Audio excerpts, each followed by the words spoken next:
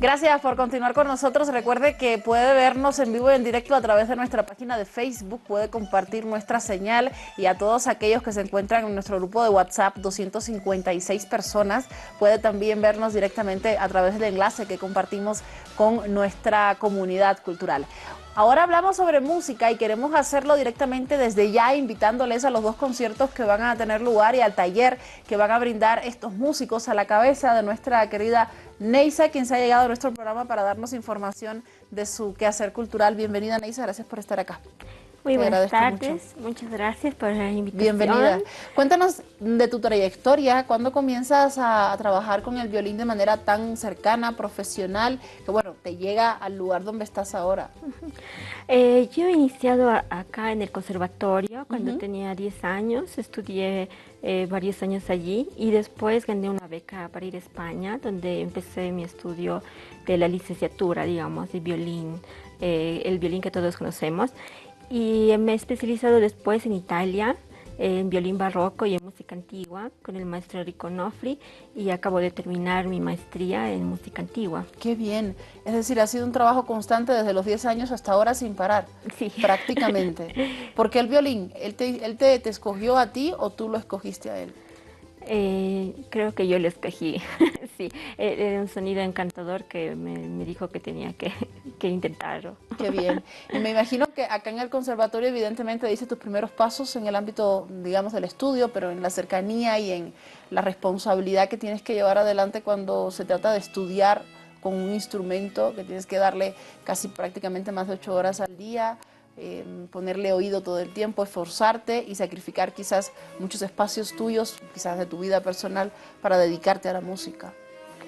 Sí, esto ha sucedido tantas veces, tantos años, y también he viajado mucho porque gracias al violín he dado tantos conciertos en diversos lugares de Europa y también en Estados Unidos, puesto que después de que estudié en España me fui a los Estados Unidos a hacer una maestría también en violín moderno, como le llamo yo. Y luego volví a Europa, entonces todo el tiempo ha sido siempre una vida muy ajetreada en la que he tenido que dejar un poco a veces de lado todo lo que sería mi parte, mi vida familiar, pero estoy muy contenta porque también tengo mi familia músico, entonces y ahora tengo una niña pequeñita y intento siempre darle tiempo a las dos cosas. Claro, Sí, sí, y sí. llevarlas juntas. ¿Por qué la música antigua? ¿Por qué el barroco? Eh, Porque en el 2012, cuando vine a ser parte del Festival Internacional de Música Renacentista y Barroca, que es importante a nivel mundial, no sé, se hace en Santa Cruz y en las Misiones, escuché a varios intérpretes de música antigua que me dejaron realmente despampanada, digamos, porque sentía un otro sonido y que llegaba mucho más en fondo, hasta mi espíritu me hacía vibrar.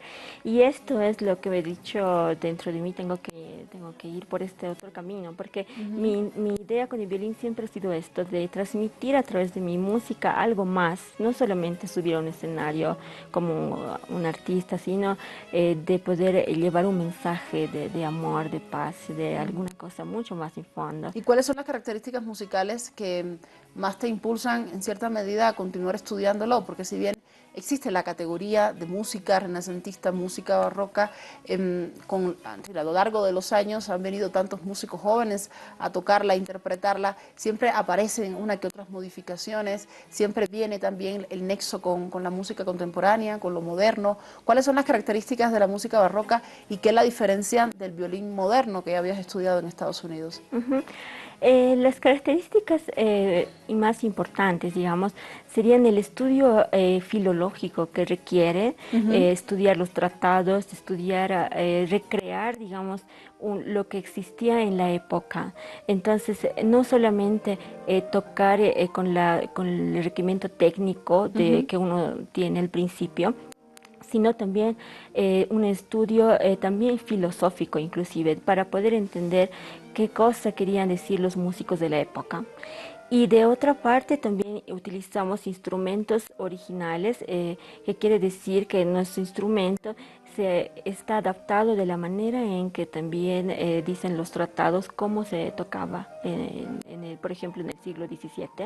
Ujú. Y en este caso puedo hablar de las cuerdas de tripa. Las cuerdas son hechas de tripa natural. El arco tiene otra curvatura. Ujú. Y todo esto te ayuda a que el sonido creemos que es más fiel a cómo se tocaba en esa época. Y también es interesante cómo hay muchos músicos barrocos están siempre relacionados con el jazz, porque la Ujú. manera de interpretar la sigla jazz, por ejemplo, está cerca a lo que sería el basso continuo. Y es también, ahora que hablaré un poco del taller que estamos ofreciendo de violín barroco y basso continuo para poder estudiar esto precisamente, de entender cómo se leía en la época, porque con el tiempo he empezado a enseñarse a escribir todo, en cambio en la época barroca habían solo unos números. Y con estos números el músico ya sabía qué tocar. Claro, era otra manera de leer y de escribir música, Sí, ¿no? exactamente. Definitivamente. ¿Y cómo ello se relaciona, Neisa, con nuestra cultura?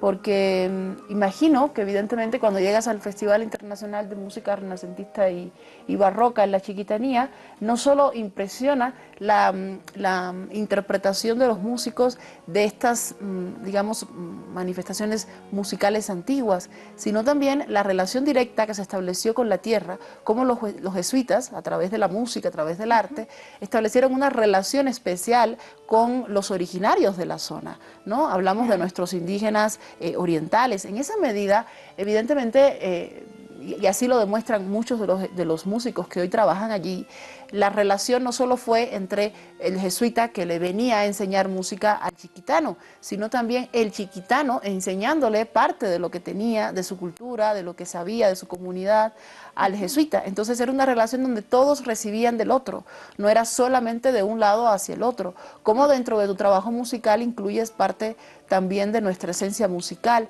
si es que evidentemente lo haces y cómo lo consideras. Ujú. Bueno, por ejemplo, en el taller que vamos a realizar, para mí es importante también el estudio de la música del barroco misional, que es exactamente lo que acabas de mencionar. Como tú lo has dicho, se creó un vínculo entre los jesuitas y los indígenas que iba más allá de lo que muchos a veces interpretan como la colonización y todo eso.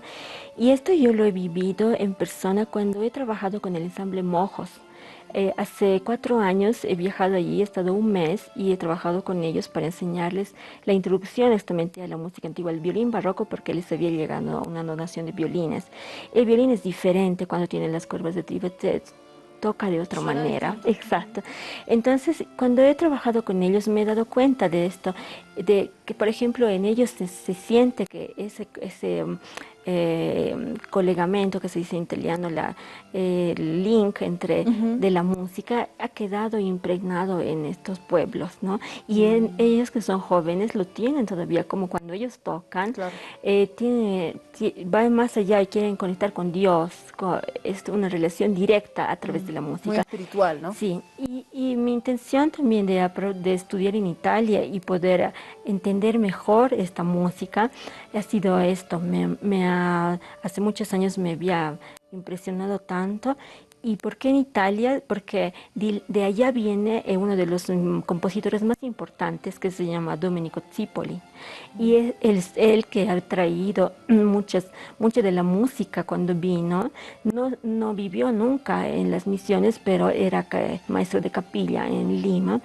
Y todas sus composiciones se conocían y eran respetadas mucho en las misiones. Y han sido como siempre la inspiración para los indígenas. Por eso pienso que el colegamento, el link directo es con la música italiana.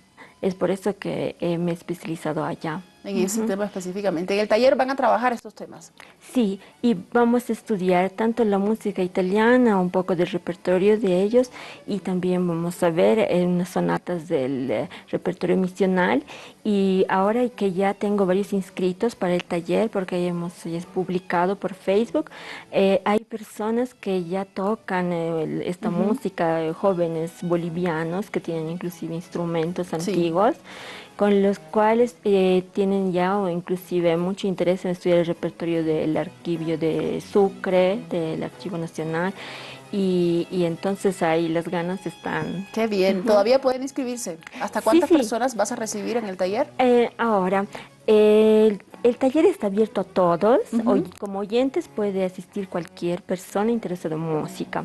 Como participante activo hay que pasar una pequeña audición, sobre todo los violinistas, porque tenemos que hacer una orquesta barroca para el concierto del 24 de agosto. Para finalizar el taller, digamos. Exacto, y la orquesta barroca normalmente no es muy grande, entonces tiene que ser competitivo en este caso. Claro. La audición la publico en lugar y hora en Facebook, en la página web, y el concierto es el 24. Perfecto. ¿Y vas a ofrecer otro concierto este 16 en la iglesia de acá de Obrajes? Sí, es el concierto de lanzamiento de taller y al mismo tiempo de concierto para poder compartir mi música con el público paseño. Y con el invitado que llega también para trabajar contigo. Sí, llega el maestro Gabriele Marcella, músico italiano, que es alumno de Fabio Bonissoni, que es un prestigioso cembalista, y él va a hacer el curso de bajo continuo. Y este viernes vamos a tocar aquí cerca en la iglesia de la Exaltación. Excelente. A las 7:30. Muy bien, la invitación para que llegue. Música del Seicento italiano. Muy bien, bien que lo especifiques para que el público sepa qué va a escuchar y luego haga como la conexión con lo que van a estar estudiando en el taller. Exacto. ¿No? Que es básicamente especializado en ello. Te agradezco mucho, Neisa, la visita, que te vaya muy bien, gracias por haber venido. Eres uno de los tantos proyectos ganadores de intervenciones urbanas, decías, ¿verdad? Sí, hemos presentado el proyecto y estamos contentas. Porque ha sido apoyada con este fondo económico. Sí, para realizar el taller y invitar también al concierto. Genial, muy bien, muchas gracias, Neisa, te agradezco. Ahí está toda la información. Recuerde que este 16 de agosto podrá disfrutar un poquito del trabajo que viene realizando desde hace muchísimos años Neisa en esta iglesia que se encuentra acá en la zona de Obrajes, la iglesia de la Exaltación, y después el 24 de agosto tendrá otro concierto que sería el resumen de lo realizado en este taller con todos aquellos jóvenes músicos que